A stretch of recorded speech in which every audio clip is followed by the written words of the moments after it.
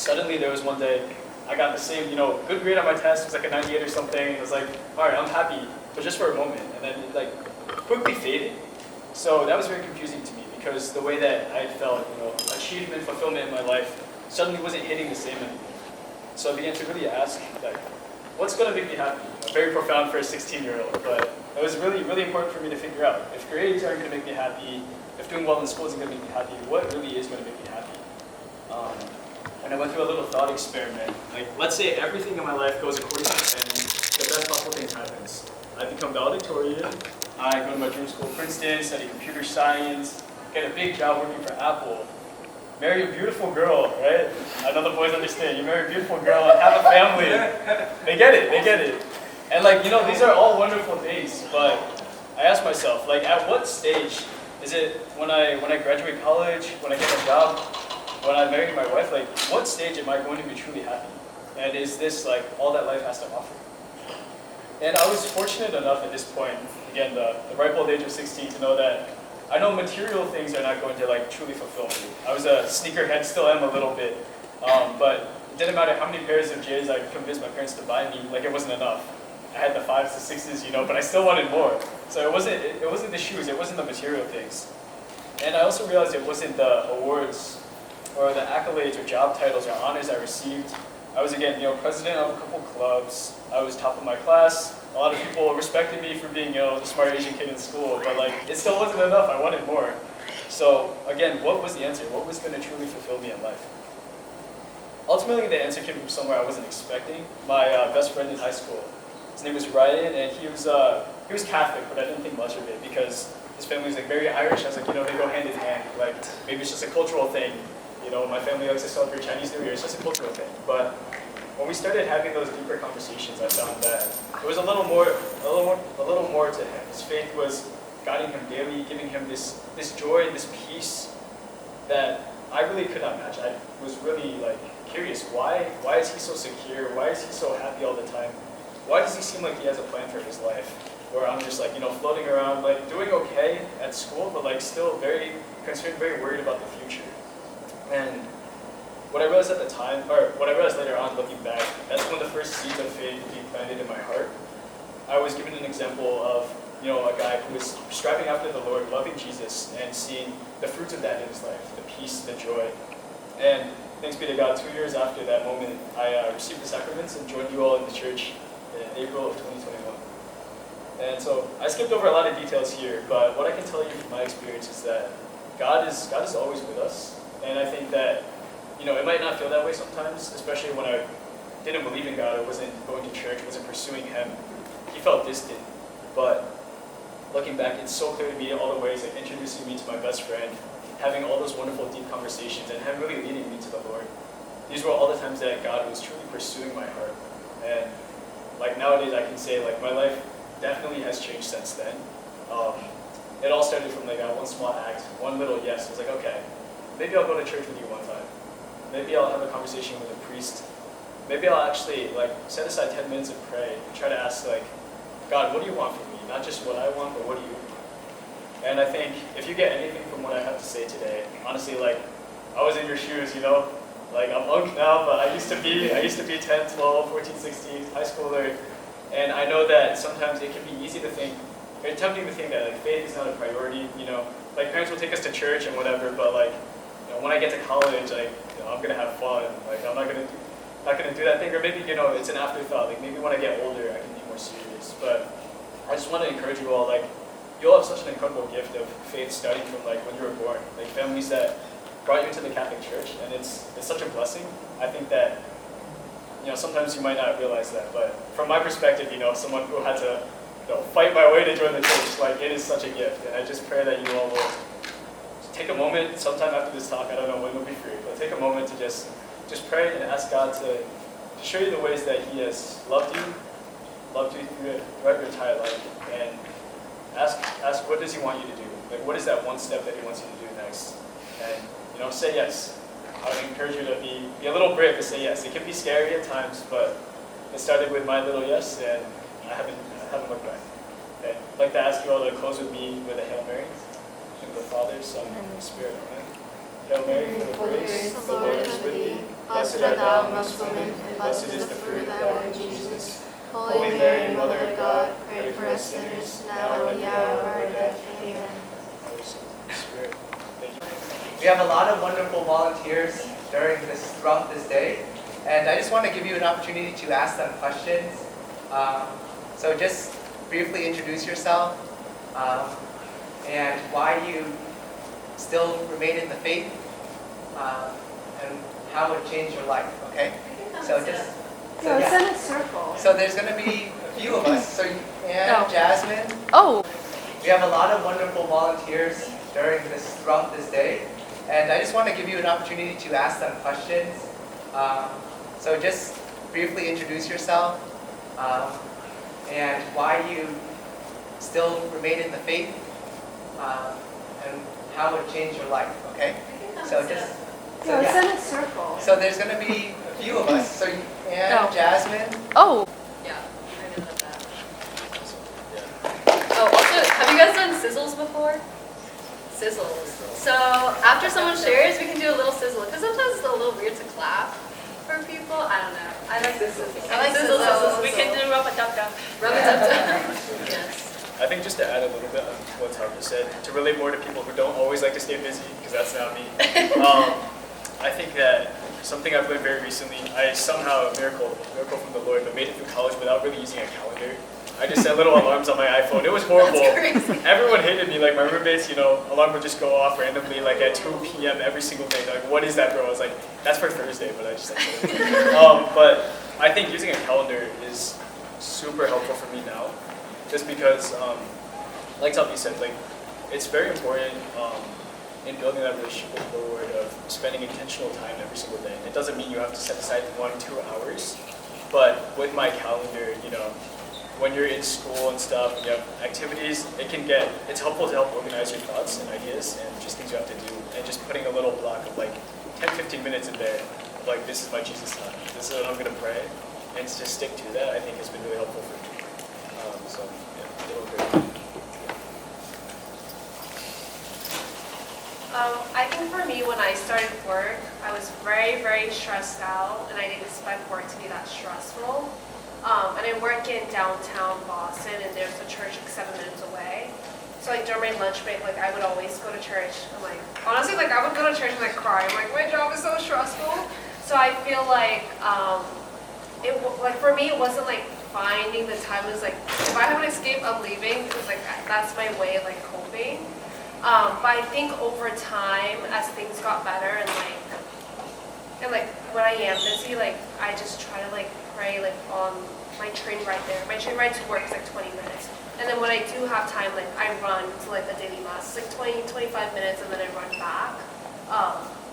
So I think it's just trying to find time. But I also realize that sometimes I try to distract myself from music. Like I'm constantly listening to music. And I realize when I do that, I'm not allowing God to speak to me. So I think letting yourself sit in that silence and be bored and like reflect on your day, like where was God present in my day? Where was my heart moving towards Him? Like what is she trying to tell me through my day? I think things like that are really important. One like tiny thing to add to that, I think if you're not able to, or it's hard for you to set aside time, like dedicated time and stay on track with that, because like I have trouble committing myself to the promises I make. I think like in times of stress or just like throughout your day, sometimes I'm like panicking, and then I'll see something. Like there was this time I was like right before a late night meeting, and I was like, oh, I'm so stressed, I'm so annoyed, like there were so many emotions in me, and then I look out the window and there's like this beautiful sunset, and I'm like, oh, that's God. There He is. He's telling me, He's just like there to comfort me. So there are little moments like throughout your day, and you don't always notice it, but if you keep an eye out, you'll get to like pick up these moments where like God is really present, really trying to speak to you and reach out to you. So that's something that you can just incorporate as you're going through life. Like maybe it's like a moment with a friend, or like a moment of nature, or just like a certain emotion that you're feeling, or something like that. Yeah, I would say I appreciate for all the sharings, and Jason, Talpi, and Deanne. Like for me, I think I've shared a little bit of their stories, but personally, I'm also trying to. I'm like, I actually try to make commit to God. Like, I gotta spend a little bit of time for Him, for Jesus, every like 5 minutes before I knock out to bed. However, I couldn't do that because every night before I knock to bed, I'm just gonna like roaming on my phone. Yeah. So the best way that I do it for myself to like really spending time with Jesus is that I asking Jesus to journey with me for the whole day. So like in the morning, I wake up and it's like, okay, one more day, Jesus, you have to be with me. And doing my work, the lucky me is that I work remotely, so I work at home. I don't have to commute a lot, which is good. So every time that I got annoyed at work because of my coworker, because of my boss keep calling me, I'm just gonna say like, Jesus, I hate this one. Like, I hate it. Everything that I cannot tell to anyone, I just dump it to Jesus. Well, literally, I dump it to Jesus. Like, I hate this person. She's so annoying. But at that moment is the moment of prayer. Like, everything you can just talk to Jesus as a prayer, because prayer is actually talking to God. But literally, there was also some moments that I trying to commit, like for a real prayer time, besides those kind of impulse praying, doing work. I also, similar to Teen Healthy, I also like trying to keep up with daily mass. Started last year, from the Lenten last year, I started keep up with daily mass. The reason is not because I try to be holy or anything, and the reason is because I'm praying for God about my situation, and I just feel like, oh, I need some place that I can really feel at peace, and I just feel like the best place that I can really feel at peace during my daily life is like busy. Daily life is going to church and just spend like 30 minutes at a daily mass. I started that routine, 8 a.m. daily mass. I keep up with that until this year. I just realized that, okay, I cannot wake up in the morning. I am not a morning person. So Jesus, if you want me to go to daily mass, you have to make a way. It's very hard for me to like wake up every morning, like, and then after that I go home and starting my work. So I pray with Jesus, and then luckily I just found out that near my house there are 3 churches in like 5 or 10 minutes driving distance. They have AM mass, noon mass, and 5:30 p.m. mass. And I was just like, wow, that is so cool. I'm just gonna do the lunch mass, or like if I cannot wake up in the morning, I would do the 5 p.m. mass. All right. Yeah. Any other questions? Because it's getting close to time. I just want to make sure. Questions? Ask us anything. Okay, Yeah. one more. Otherwise, I'll ask them one final question, then we get ready to play volleyball. Okay? Yes. Oh, Yeah. yeah. What's your question? What's the question? A lot of your story is like about like how like what you guys did like as you grew up, like you go to the God, like what would you say like for like us kids, like what would you have rather done when you were younger kids? Like if you go back. I would say, for me, I just go with the flow, because at that time, God actually I actually personally feel God's presence in my life since I started college, and there's a lot of like responsibility that fall into myself, and I started like personally feeling Him asking me to journey with Him, and I also need Him to journey with me in my life. But around your age, I literally just trying my best to fly with my parents, because around when I was a teenager or younger, my faith journey was literally just tag along with my family. However, I'm not saying that there's no personal relationship with Him. We can all have a personal relationship with Him if we just give our heart open and let Him work in us. I mean, you're open to be here instead of like being anywhere else. You're open every Sunday to go to uni. That is a door open for Jesus to work in you. Definitely. And I really close with it, I think. Again, I can't say. I guess I could have gone to church by myself as like a 10-year-old, but that's a little unrealistic. I think that maybe not answering your question directly, but kind of saying like, coming from someone who didn't have this faith community growing up, I definitely am just like, in a good way, in a healthy way, jealous of like, you know, the resources and the great people that you have around you. You know, you have father, you have all these wonderful like young adults, you have your families, you have all your friends. To support you and to encourage you on this journey. And I think that this is something that, you know, if I became like, you know, a kid again, man, I wish. if I became a kid again, that's something that I would really want to invest in and really just like be grateful for and to really take advantage of. what you guys have here is very special. Like I was telling Ann, I came here, I was like, dude, this is so cool. Like there's so many awesome families, friends, and just, this is a really special place. So just, yeah, don't take it for granted. Can I answer this question? I don't know how you kind of view God, but I think when I was young, I kind of viewed God as like, these are the 10 commandments, you have to follow them, and then like, just go to Sunday Mass. And there's this quote that my friend told me, she's a therapist, and she says that rules without a relationship leads to rebellion. So I think when I was young, I just saw like Catholicism as all these rules, but I didn't have a relationship with God. Like I would only pray to Him if I wanted good grades or if I wanted certain things. And like I think as I got older, looking back at it now, I'm like, God is like an actual person, and He really loves me, and He wants a relationship with me. So I feel like if I were you, like the smallest thing I would do is just like talk to God like you talk to a friend. I know it sounds crazy, but like just pray to Him, like tell Him your deepest, like what makes you sad, what makes you happy. Recap your day with Him. And I think like slowly He's gonna call you to certain things in your life, like community and stuff like that. And like you just have to say small yeses to Him, and you'll grow in that way. That's my belief. Yeah. And the last thing I'll add is just that like you guys are all so like beautiful and intelligent, right? And you're living these lives probably where you're I'm just making assumptions, but like you're going to church, you're going through the motions, you're going to Pinyi, you're like going to Yao Li on Sundays, you're going through all these classes, but you're all at ages where you can think a little bit more and be like, okay, why am I doing this, right? Like I'm doing all these things, I'm spending so much time, I might as well like really like look within myself and be like, okay, like how is God speaking to me? Why am I here? What am I seeking after? Maybe you'll go through a similar journey as Jason did, where you're like realizing, oh, like I thought I wanted this, but like it's really this other thing. It's really that I want to like know that I'm loved by God and to live that love out.